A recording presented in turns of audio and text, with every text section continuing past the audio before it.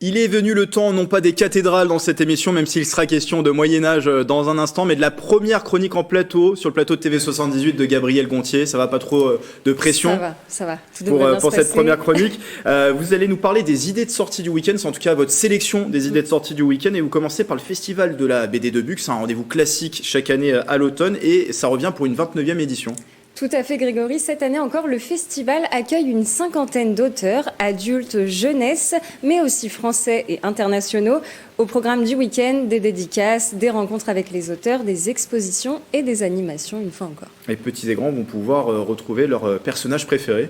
Oui, cette année, on retrouve Spirou, les profs, Yakari et bien d'autres. De quoi faire le bonheur des passionnés de BD, je pense. Vous en avez des préférés, peut-être, de BD? Petite préférence peut-être pour Spirou, mais...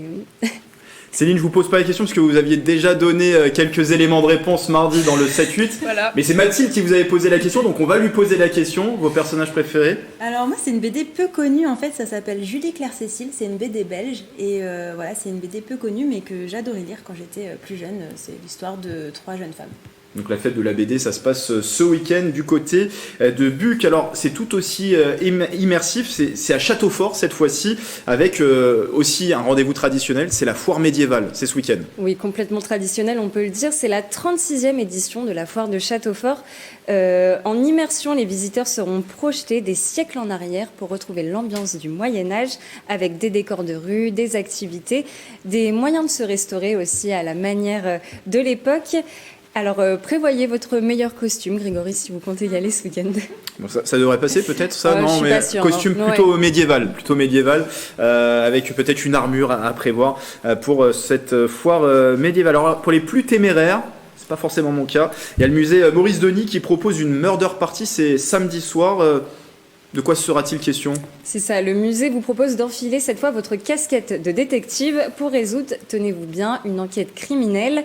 L'escape game vous plonge alors dans une soirée tragique des années 1875 où l'hôte de la soirée, Charles Bondois, va subitement être assassiné. Et ça se passe au sein même du musée. C'est ça, c'est ce qui rend l'expérience assez impressionnante et immersive. Le jeu prend place au sein même des salles d'exposition dans un décor aménagé pour l'occasion. Est-ce que c'est accessible à tous? Alors pour vous, pas de souci, Grégory. En revanche, c'est déconseillé pour les moins de 15 ans.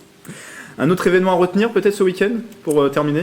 Oui, dans le cadre de la Semaine du Goût, samedi et dimanche, un parcours du goût est organisé à Montigny-le-Bretonneux.